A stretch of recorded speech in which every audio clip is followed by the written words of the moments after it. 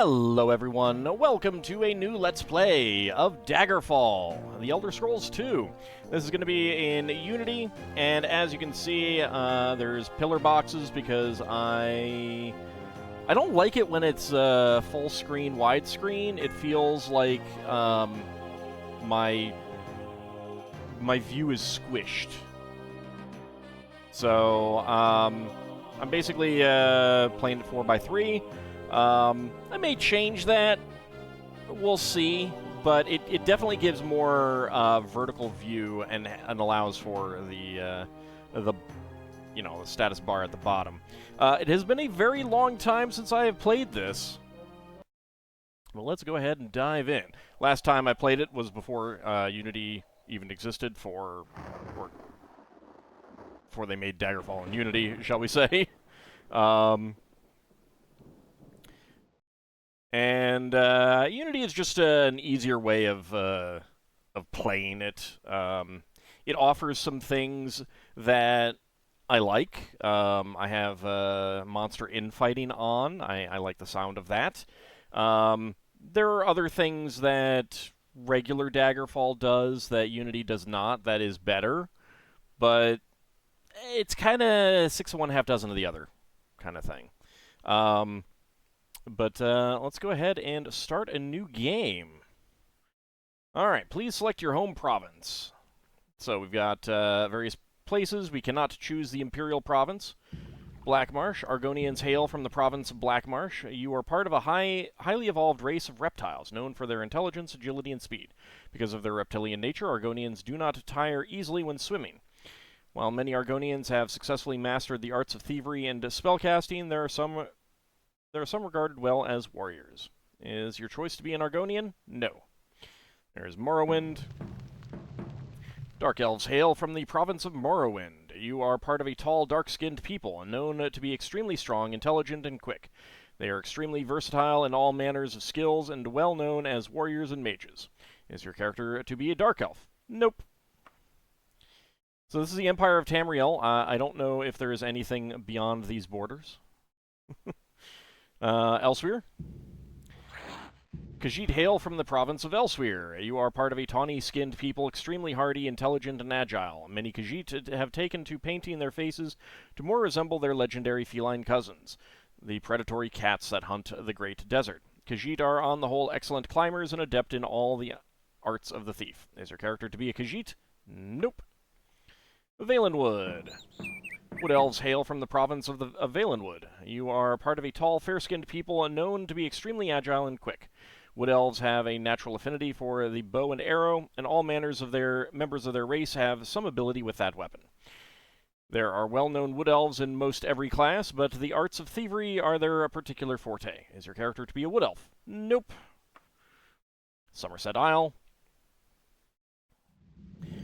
High Elves hail from the province of Somerset. You are part of a tall, golden-skinned people, extremely intelligent, agile, and willful. The magical nature of Somerset Isle has made the High Elves natural spellcasters who are immune to paralyzing poisons and spells. Is your character to be a High Elf? So, back in the day, this was what I tended to play, to be immune to paralysis. Since then, I have come to understand that that is not a necessary choice. There are cheaper ways, not cheaper, but there are other ways to become immune to paralysis.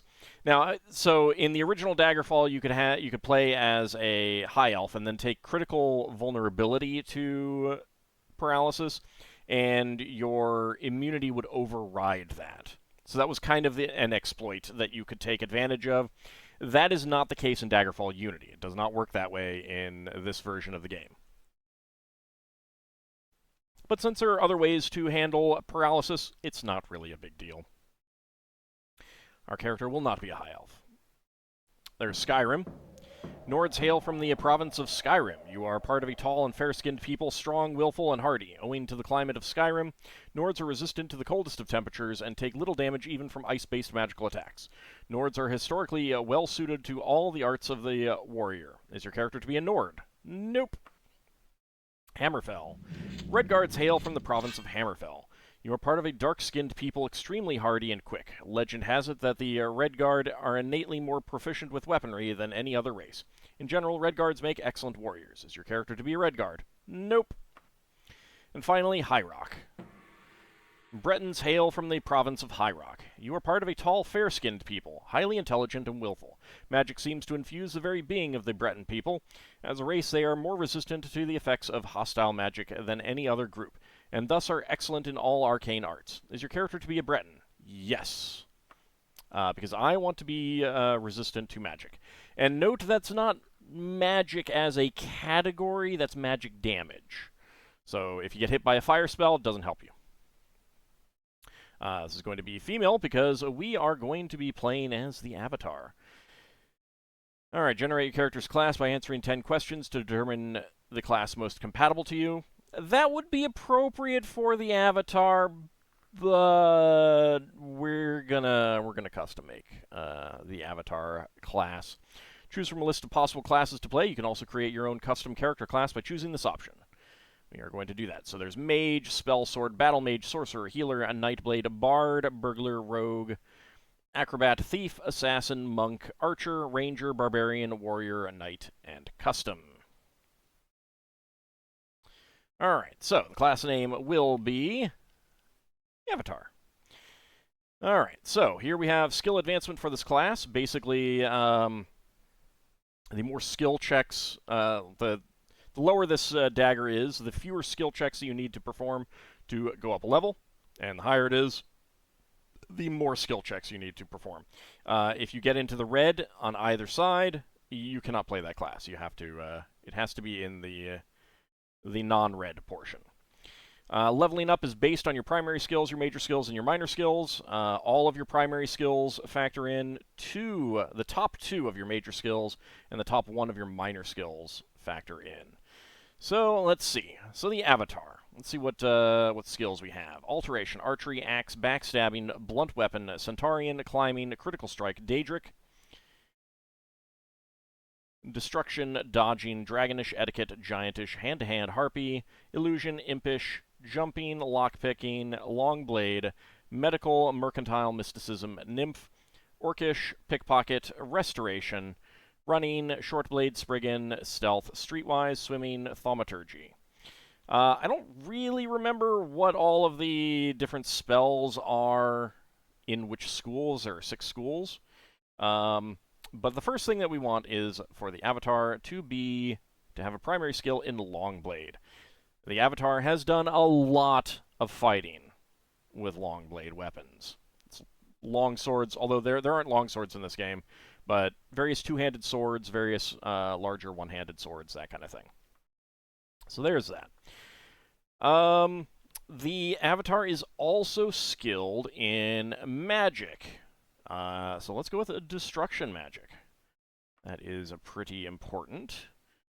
That is going to be most of our standard attack-type spells.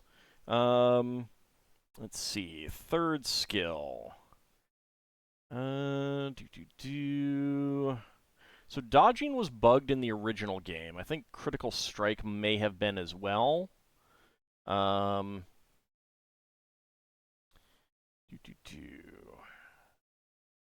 Lockpicking was pretty important, but I think we're going to bump that down to one of the other tiers. Mysticism. Mysticism might be appropriate. I don't actually remember what mysticism does, but the Avatar is certainly a mystical character. So I think that might be a good choice. Let's go with mysticism. Alright, so those are the primary skills. All of these will factor into our leveling up. Major skills.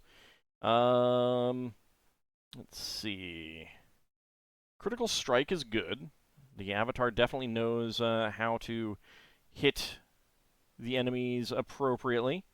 Let's see, what else? Etiquette would be appropriate, but maybe down as a minor skill. Some magic skills would be good. Restoration for healing. So all of these now, you know what, actually, I'm just going to take this out for a second. I'm going to get Restoration up here. I think that's probably going to be better. You know, attack magic and healing magic, pretty important. I'm going to want all the magics because the Avatar was quite skilled at all of the magics. Alright, mysticism there. And what else? What else? Probably not lockpicking. Short blade. The Avatar is skilled with various weapons, including short blades, so there we go. Alright, let's go for alteration. Let's get all of the other magic types in here. Illusion.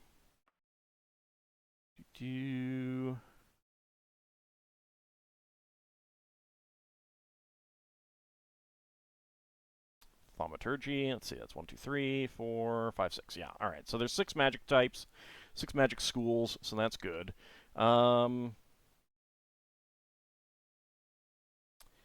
Let's see. Etiquette. Etiquette is appropriate for the Avatar. You know, the Avatar has dealt with a lot of powerful individuals over the years. Lockpicking, of course, because we do need to get into places that we're not supposed to be at times. And we'll go with mercantile as well. The Avatar has dealt with a lot of merchants over the years. Okay. So these are kind of like the required stats that you need for to become the class. We're going to want endurance. Strength is good. Intelligence is going to be good. Agility is not that useful in this game. It does improve your ability to hit, but so do all of your skills, and so does your weapon type. So it's like there's a lot of other ways to get bonuses to your various attack types that agility just kind of falls away. It's not really all that useful. Luck is also... It's widely believed that this does play into what items you get from treasure piles and enemy... like what enemies have on them and stuff like that. Grimmith has done some testing and found that it really does not. So, yeah, I'm gonna bump those down. All right, so we got 80 points to play with. I can always put points into these later if I feel like it. We're gonna want some more speed. Every bit of speed helps. We're gonna want a lot of endurance. I think there's a limit to how high we can get this. Yeah, 75. So that's good. We're going to want intelligence. The Avatar has been doing quite a bit of traveling. Some strength. And let's see. A little bit of personality is good. And we will get the rest into willpower. Oops. There we go. All right, so 60 strength, 70 intelligence, 55 willpower, 10 agility. The Avatar is getting a little long in the tooth, but 75 endurance, 60 personality, 60 speed, and 10 luck. Personality is a little bit more important in this game than it is in the base game. Now, hit points per level, 8 is the starting point. We're going to want more hit points. You always get half of the score, so like if you have max hit points per level, 20, then you always get, I think it's 10 to 20, or it might be 11 to 20. Not sure which. So how high can we get that? 30? Sure. I might bump that down a little bit, but we'll see. We'll see. Special advantages. Let's not do special advantages yet. Let's do special disadvantages. So what is the Avatar not particularly great at? Let's see. Critical weakness to paralysis is fine. Critical weakness to disease. That's all okay. We don't want damage. We don't want phobia. I think low tolerance is just Not as good as these. Inability to regen spell points, no. Light-powered magery, dark-powered magery, no. Forbidden armor type, material, shield types, weaponry. What about weaponry? If I did any of these, it would just be because to gain some points. So I'm not going to. The Avatar has used a lot of weapons. I'm going to put axe in here just so I can get rid of that. So you can see that this has already bumped us down quite a bit. In fact, if I do poison as well...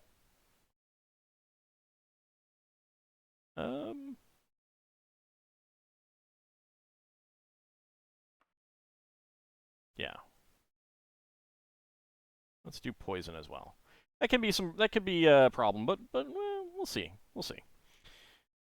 I'm basically doing these to get some good advantages. Okay.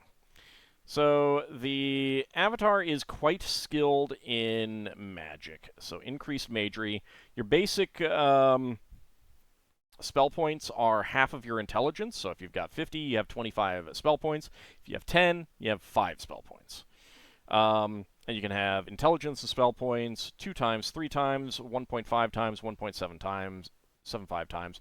We're going to take 3 times int. That gets us up there. I'd like to be around average, but I don't mind if we're a bit higher. I've taken good things for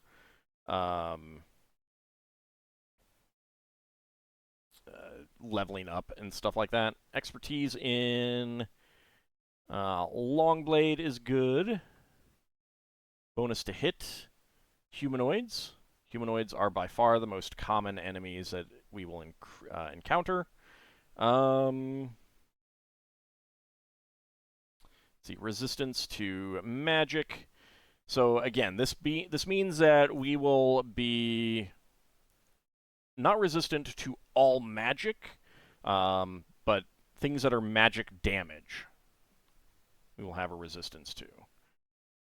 Let's see. You can do spell absorption, but I'm not going to. We'll go with regenerate health. General. Alright, so that's a bit. That's a bit. Any other advantages that I want?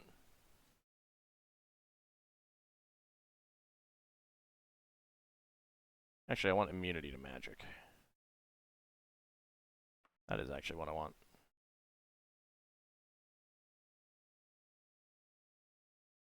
That is better. Alright.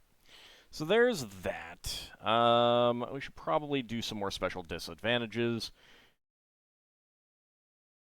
Forbidden armor type. I could take... There's various types, but I don't really want that. Leather is not that big of a deal.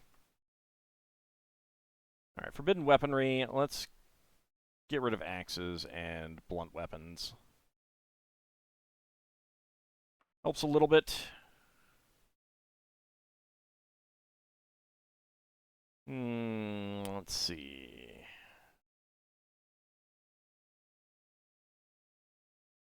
I'll take forbidden shield type buckler.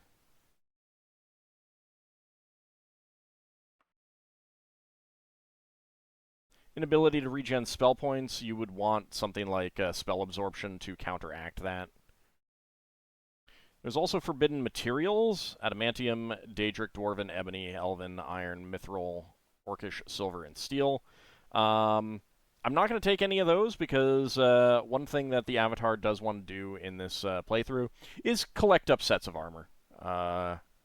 There's multiple styles for many of the armor types, and I want to, if I'm on this new world, the Avatar's been sent to this new world by Lord British for some reason. Obviously, she wants to see what it has to offer, and one of those things is fancy armor. So, forbidden type steel is pretty good, though. Okay, that's good. Let's bump down hit points a bit. That's okay. 20 rather than 30? Yeah, that should be fine. That should be fine. Reputations. Okay, so merchants, peasants, scholars, nobility, and the underworld. I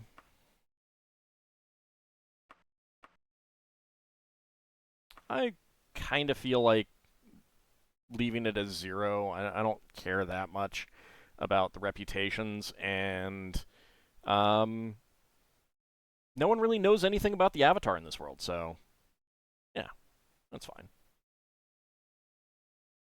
Okay, class name is the Avatar. All right.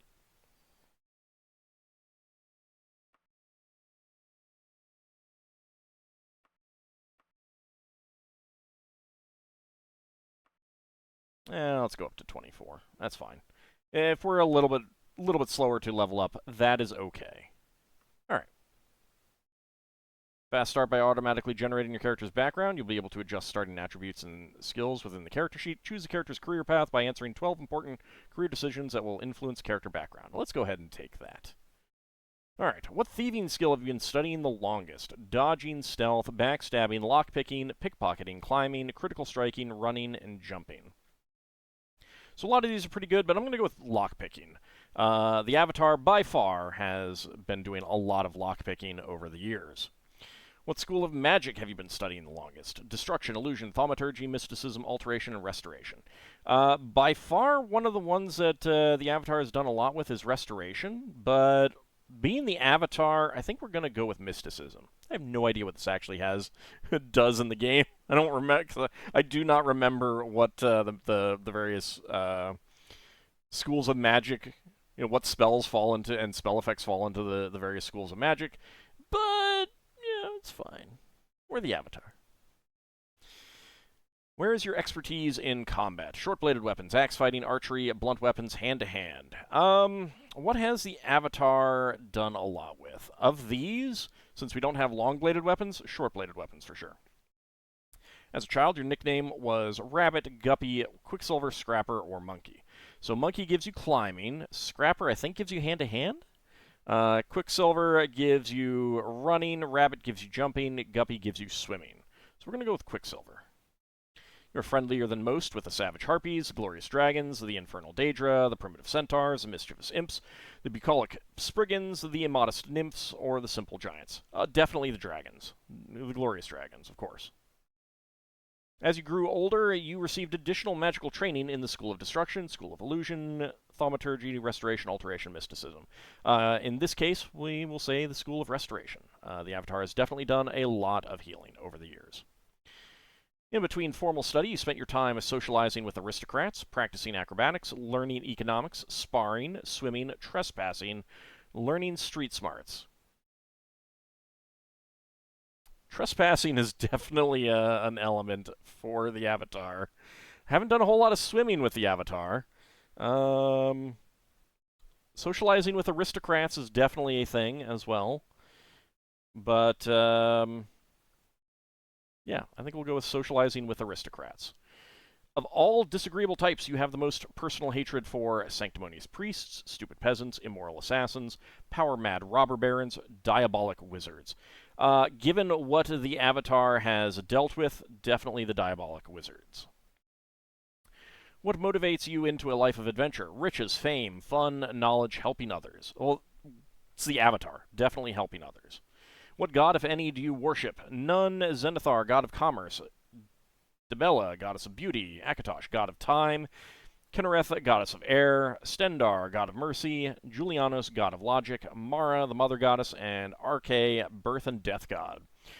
Well, the Avatar doesn't really know these gods. However, the Avatar has had a lot of dealings with the Time Lord. So, Akatosh, god of time. Before you set out for the Imperial City, your mother gave you 100 gold pieces, a cuirass, a pearl, her favorite book. We'll take the book. I think of these, the book is the most valuable. The cuirass, I think, is going to be iron, since kind of This determines what you start with. We'll go with the book. You have the most trouble resisting poisons, getting along with others, resisting magic, fighting without magic, avoiding disease, staying awake and alert. I believe if we take resisting magic, that will give us a -5, and what we currently have is 105, so this should be free. I believe this makes our fatigue lower. Avoiding diseases, resisting poisons gives us a -5% penalty to both of those. Getting along with others Not sure exactly what that does. It's for like reputations or streetwise etiquette, something like that. Fighting without magic. I don't actually know what that does, but we'll take resisting magic. All right, reputations have changed as follows.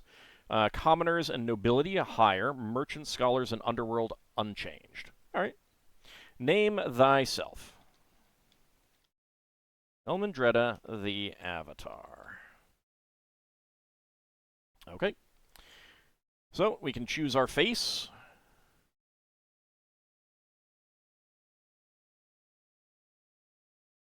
So some of these are definitely a little Play-Doh-y. But of course, this is the Avatar, and the Avatar has red hair in multiple games that I have chosen. So obviously, brown hair is out, black hair is out, brown hair is out, brown hair is out. There's some red, white hair is out, there's some red, there's some red. But this one, I think this one matches the existing Avatar portraits the most. So let's go ahead and choose that one. All right, now we need to roll up our stats. So we can save a roll.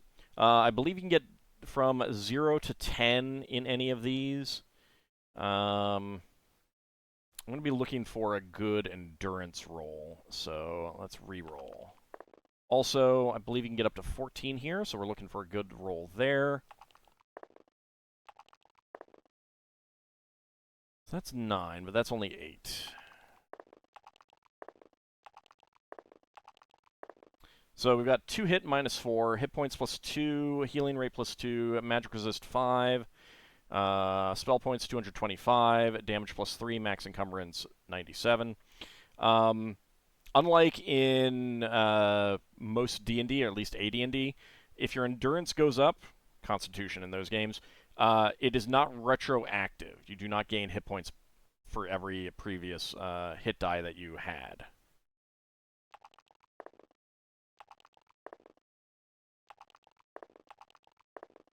So I'm looking for it. So there's 84, but that's only 9. 85, 14. All right, let's save this one. Okay. We got some personality. I believe we got some speed. Didn't get any luck. Got some agility. I don't think we got any willpower. That's okay. All right. Okay, so next level we'll put 1 point into endurance, and then we'll start distributing points into other things. Speed is going to be one of my primary things. Intelligence and strength as well are going to be other things that are important. Every point of speed does matter. Every single point of speed does matter, but 99 endurance is pretty nice. So we'll have just our starting hit point, starting level without the bonus hit points, but everything else will be good. All right. So now we have some bonus points to distribute. And I'm going to put these points into Longblade. For major skills, let's get this into a critical strike. For minor skills, so right now, because of this, critical strike and short blade are going to be giving us level ups, not mysticism. And down here, just actually between etiquette and lockpick, I'm not sure which one. Probably etiquette because it's higher up.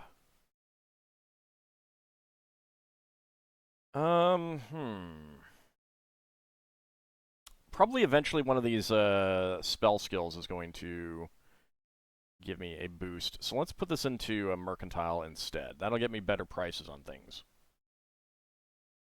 All right. Player reflexes determine the overall speed of the game. If you pick very high reflexes, monsters will move and attack quickly, forcing you to be quick with the controls. Very low reflexes means monsters will move and attack slowly, allowing you to adopt a more cautious, thoughtful playstyle. Your character will advance a little slower with a lower reflex setting, and will advance a little faster with a higher reflex setting. So we'll take very high. That might be a bad idea. We shall see. It has been a while since I have played this. Again, like, I played this a fair bit, although I didn't own it back in the 90s. A friend of mine did, and I played it a lot at his house. Then when Bethesda put this out, well, sometime in the 2000s, I downloaded it, and it might have been around the time that Bethesda put it out for free on their website. I don't remember. So I played it a lot then. Mostly just having fun and wandering the world as opposed to actually doing any of the story. I don't think I've ever done any of the main story dungeons, so that's going to be new for me. Okay. Let's get into it. 400 years after Tiberseptim's reign, the beginning will meet the end, and the bloody circle will close at the Empire of Tamriel. The unworthy heirs of the Septim dynasty have allowed the bonds of the Empire to weaken and crack. Uriel Septim the Seventh cannot repair what his ancestors ignored. The provinces fight among themselves like neglected children, drunk with rebellion, and one indomitable power hides itself, but not forever. Kind of surprised that that Daggerfall Unity hasn't subtitled that. The Imperial Palace, seat of Emperor Uriel Septim VII, midnight.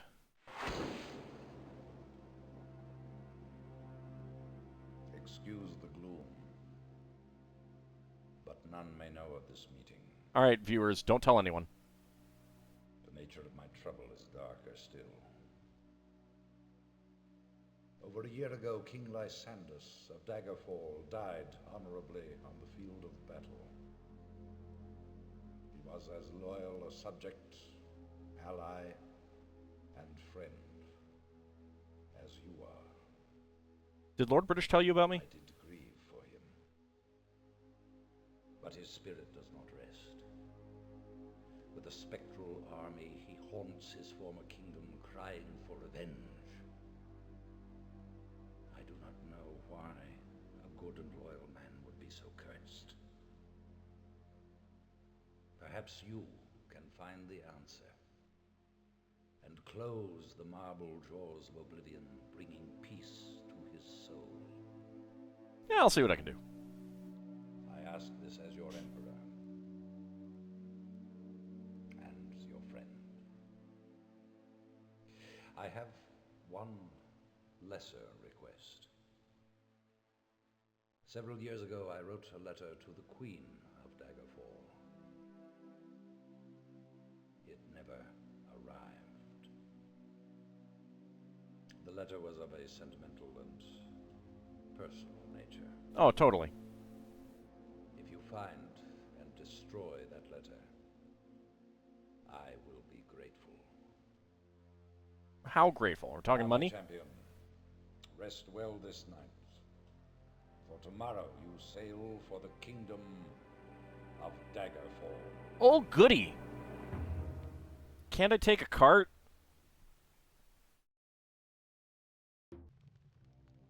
You wake and look around the room. Some hours ago, you were in a boat, en route to Daggerfall, when a storm of supernatural strength boiled over the Iliac Bay like a malefic creature. Your boat was destroyed, but you managed to swim through the churning water to a promontory rock. There, you found a cave and escaped the fury of the storm. You had only just lit a small fire when a mudslide sealed you within. Your fear of being buried alive calmed when you saw the corridor leading out of the cavern. Perhaps there is a way out of this cave after all. Once free of this cave, you can begin the Emperor's quest. Daggerfall Unity has an updated tutorial. It will teach you the basics of gameplay. Make sure to take notes on the info it presents. Do you wish to use this tutorial? Sure, why not? Page 1. The very first thing you want to do is check your keybinds. I'm pretty sure there's something else we're going to want to do first. Press escape and click on the controls. Most important ones for now are your movement, WASD, and your swing weapon, mouse 1 by default. Attacking may involve holding the swing button down and moving the mouse, or clicking the swing weapon button, or holding it down. This can be changed in the advanced section of the control screen.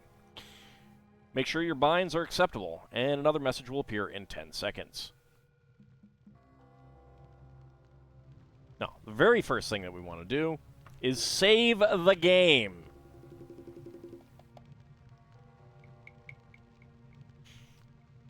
Because we don't want to have to go through all of that all over again.